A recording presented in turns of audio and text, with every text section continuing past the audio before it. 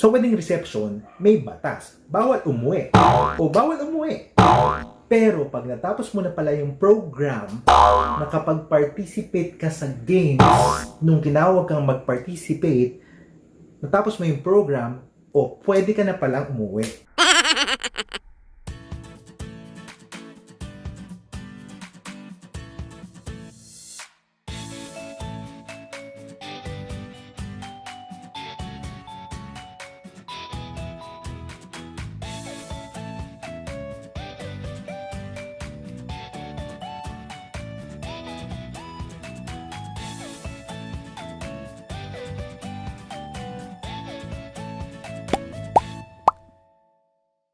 Hello mga ka-Vero! Welcome back to my channel. Today, let's discuss about batas. Yan ang uso ngayon eh. Yan ang trending ngayon. Pero tama naman si Kim Chiu.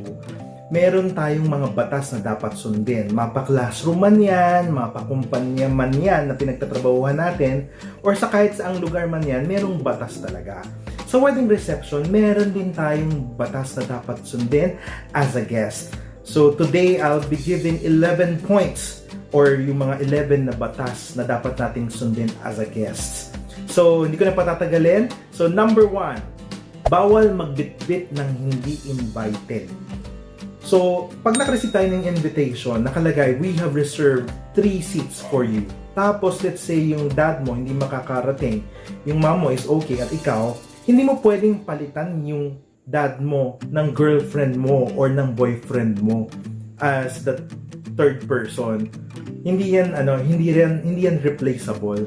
So wag niyo nang ilagay sa alanganin yung couple. Pag tinanong niyo pa sila ng pwede ko ba isama yung girlfriend niyo? Kasi as much as possible, ayaw din naman nilang mag-decline. So wag niyo nang ilagay sa hot seat yung couple sa pagtatanong ninyo kung pwede ba kayong magsama ng ibang tao. Kasi unang-una, nilagay naman in-specify naman nila kung ilang heads ang i-assign nila or ilang seats ang ibibigay nila para sa inyo at kung sino yung mga invited, di ba? Kayo din naman mismo sa inyong sariling wedding, ayaw naman ninyo na may a-attend sa wedding ninyo na hindi niyo kilala.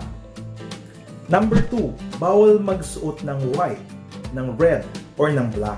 Huwag kang mag-white kasi parang feeling bride. Huwag kang magsuot ng red kasi para kang naghahamon ng away or nag-aaklas. Huwag kang magsuot ng black kasi para kang nagluluksa. So ito yung 3 colors na you should avoid. So yung white, ibigay na natin yan sa bride para siya naman yung naka-white lang dun sa wedding day. So isa yan sa mga etiquette, don't wear white. And yung red kasi parang pa-star. So let's give the spotlight to the couples.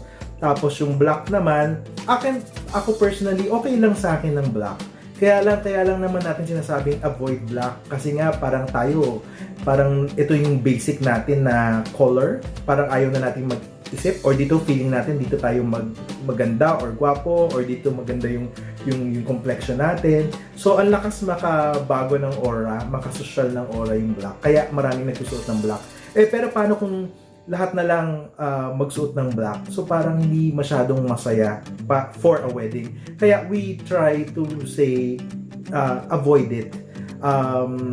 But one tip, blue is the new black. Yung mga navy blue or dark blue, kasi same lang yung nagiging parang effect sa complexion ng dark blue. Parang it's close to black, but it's not black. Next, sumunod sa attire guide. Huwag mag-t-shirt, huwag mag-jeans as much as possible. Well, nakalagay naman sa wedding invitation kung semi-formal or formal or strictly formal or black and white. Ang point lang dito, you have to be properly dressed. Huwag kayong matakot baka ma-overdress kayo kasi mas okay nang ma-overdress than underdressed. So, ang lakas makasira ng mood ng wedding pag may nakita kang naka-t-shirt. So, sundin nyo yung attire guide. Usually, nakalagay naman ito sa event page or sa invitation kung ano yung theme, kung ano yung color na dapat i-avoid. So, kung all-white theme wedding yan, it's an exemption. You can wear white kasi yun naman yung nakalagay. So, follow the attire guide which is stated in the invitation. Number 4, huwag makipagsapawan sa official photographer and official videographer. Madalas nakikita natin to. maganda ditong example, yung mga celebrity weddings, yung mismong guest nila, nakikipag-agawan sa magandang view dun sa official photographer and videographer. Imagine niyo na lang kung magkano yung ininvest ng couple para sa kanilang photo and video. Tapos, ibablock nyo lang. So, hindi nakukuhanan, hindi sila nabibigyan ng magandang coverage kasi nakikipagsapawan kayo. So, i-compare nyo na lang yung cellphone and yung DSLR cameras with nice lens. Definitely, mas maganda yung kuha ng kanila. Pero dahil inagawan mo ng view, masasayang lang. So, nahihirapan silang i-cover yung wedding ng maganda. So, wag nating sapawan. Wag nating i-deprive yung couples sa professionally done shots. Hindi ko sinasabing hindi nyo kayang kumuha ng magandang shots, pero ito yung mga team na pinagkatawalaan nila, nag-invest sila dito, so sana wag natin silang sapawan. Number 5, huwag guluhin ang table assignments. So, papasok din dito yung kanina nabanggit natin, huwag kayong magbitbit ng hindi invited. Pero, pwedeng lumusot yung kung may ni-reserve na 3 seats, tapos 3 kayong dumating, at least hindi magugulo kasi yun naman talaga yung reserved seats for you, for your family. Pero kung nagbitbit kayo ng hindi invited, yung pang-4, tapos ipinilit ninyong iupo dun sa table na kung saan kayo nandoon or dun kung saan kayo assign, may tendency na merong mababump off na guest. So, mapupunta yun sa ibang table kasi gusto rin nilang kasama nila yung kasama talaga nila. Hanggang sa magiging domino effect na yan, magkakagulo-gulo na yung table assignments na pinaghirapan ng couple. Meron silang reason dyan Pwedeng gusto nilang magmingle yung relatives ng groom, magmingle with the relatives of the bride, or magkakasama yung magkakatrabaho, or hiniwalay nila yung mga dapat magkahiwalay. Pero dahil ginulo ninyo yung sitting assignment, dahil nagpilit kayong maupo dun sa isang table na hindi naman kayo dapat doon, so nagugulo lahat. Kung ano yung inassign sa inyong table, yun ang i-occupy ninyo. Huwag na tayong magpilit na lumipat-lipat pa. After the wedding naman, you can mingle with other guests na gusto nyong makasama. May after party pa naman yan Konting tiis lang. Dinner, tapos a little program, and then pwede nang makihalubilo, pwede nang makipag-social. Number 6, bawal umuwi after kumain. Alam mo ba kung magkano nagastos ng couple para sa wedding reception nila? Alam mo ba na sa daan-daan or libo-libong katrabaho, kamag-anak, kaibigan ng couple, isa ka sa napiling imbitahan bilang guest? O guest? Ibig sabihin, bisita, hindi busita.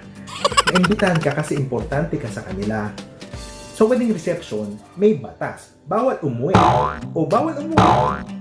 Pero pag natapos mo na pala yung program, makapag-participate ka sa games nung tinawag kang mag-participate, natapos mo yung program, pwede ka na palang umuwi.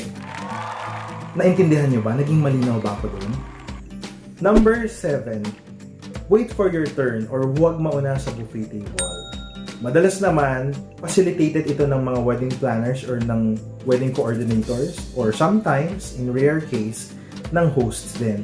So, wait for your turn para tawagin, para pumunta sa harapan, para magkaroon ng picture moment with the couples. Isa rin kasi ito sa ways para mo-organize yung flow ng mga guests sa buffet table para hindi magsiksikan. Kung table number 4 ka at table number 2 pa lang, konting tiis na lang, hintayin mo na yung turn mo para pumunta sa buffet table. Number 8, huwag umiwas sa ibang parts ng program.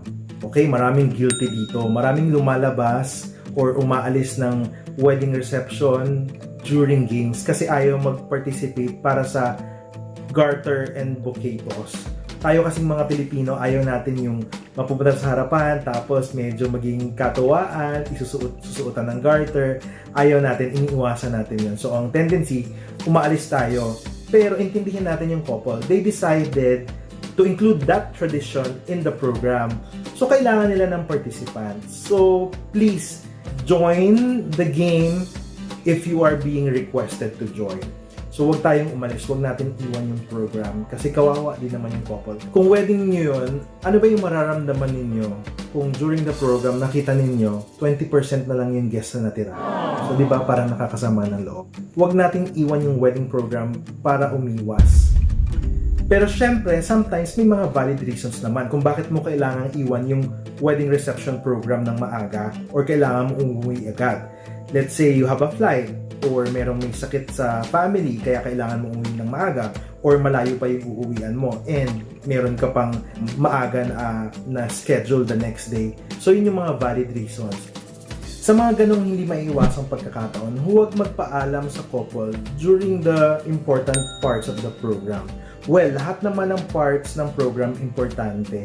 Pero kadalasan, pinipili ng mga guests na magpaalam sa couples during the best man and maid of honor speech. Napaka-importante nito kasi syempre yun yung nag-share ng mga masasayang moments, yung mga best friend or mga kapatid ng couples. Tapos i-break mo para magpaalam. Syempre, yung couple, nice yan, bisita ka nila eh. So, sasabihin pa nila, oh, bye-bye po, ingat po, bakit po kayo uwi agad, kung ano-ano pang chuba-chuba. So, hindi naman yan yung parang, oh sige po, bye-bye, na parang ganun lang kabilis magpaalaman. So, syempre, malaki yung time na kakainin sa pagpapaalam. So, sana wag natin i-break yun kasi special yung part na yun. Number 2, yung during on-site video and on-site photo. Binibreak yan kasi nakapatay ang ilaw, madilim, hindi masyadong nanonotice. Doon nagpapaalam. Yung mga ninang o yung minsan yung mga masusyonda, doon sila nagpapaalam. Parang wala silang care doon eh. Pero imagine nyo na lang yung nawawala sa couple. Ito na lang yung time para mapanood nila yung STE photo and video nila with their guests.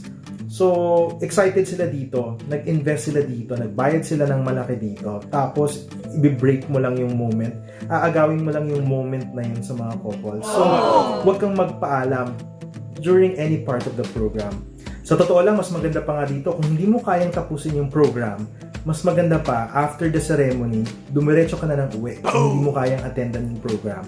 Pero syempre, gusto rin ng couple na makita ka sa wedding reception nila. Pero ang maganda dito kung talagang hindi mo ma-avoid na umuwi ng maaga, mas maganda pa mag-French exit na lang. Pwede ka namang magpaalam sa kanila the next day sa Facebook, mag-sorry ka na lang kasi hindi ka na nagpagpaalam kasi sa kanila kasi sabi mo ayaw mong mag-break yung kahit anong moments during the reception program. So maraming ways para magbigay ng courtesy sa couple. So wag natin silang agawan ng special moment during the reception celebration. Number 10, huwag mag-take out ng food. Lalo na kung hindi pa tapos yung program. At kahit tapos na yung program, huwag kang mag-take out ng food kung hindi naman yung couple or yung magulang ng couple ang nagbigay talaga sa inyo ng food. So, parang hindi ko na masyado kailangan elaborate yan, pero wag natin gawin yun. Regardless kung plated service or buffet, regardless kung hotel man yan or kung saan mang venue yan, wag natin gawin yun. Unless nga, ibinigay talaga ng couple. Well, i-share ko lang as a planner, meron akong isang wedding na inorganize and it's plated dinner service. So, dalawa yung main course. Hindi na nila kayang ubusin yung main course. So, ang ginawa nila, nagre-request yung ibang guest na i-take out yung food. So, syempre, hotel yon. Marami silang rules. Like, pwedeng tungkol sa safety ng food. Kailangan pa nilang magpapirma ng mga waiver and kung ano-ano pa. So, hindi talaga tradition or hindi talaga pinapractice yung pag-take out ng food. So, don't do that. Number 11, huwag mag-uwi ng bulaklak or ng setup ng wedding kung hindi pa tapos ang wedding program. Actually, binayaran niya ng couple, bumili sila ng mga imported flowers, at saka sayang naman yung flowers kasi itatapon din. So, you can really take that as a souvenir also. Pinamimigay naman talaga yan. So, tayong mga Pinoy, huwag tayong mahiya dyan. Okay lang yan. Okay lang mag-uwi ng flowers from wedding reception. Pero, kung hindi pa tapos ang program at kailangan mo talagang umuwi, huwag mo nang bitbitin yung table centerpieces. Kasi, syempre, parang biglang naging bungi yung wedding setup. So, parang nakakabawas siya ng magandang ambience. Walang pagkakaiba sa kumakain ka with a group. Tapos, dahil tapos ka ng kumain, binitbit mo yung plato mo. At tinayuan mo yung mga kasama mong kumain. So, medyo hindi siya ganun kaganda. These are just 11 of the basic etiquette in wedding. Napakarami pang rules, napakarami pang proper etiquette, napakarami pang batas na dapat sundin in a wedding. Pero syempre, case-to-case basis naman yan eh. Ang importante yung judgment natin. Be matured enough to know what is proper and what is not. Kung ano yung dapat natin gawin at hindi natin dapat gawin. If you find this video very helpful, please don't forget to subscribe and don't forget to click the notification button for updates. Thank you for watching mga kabero!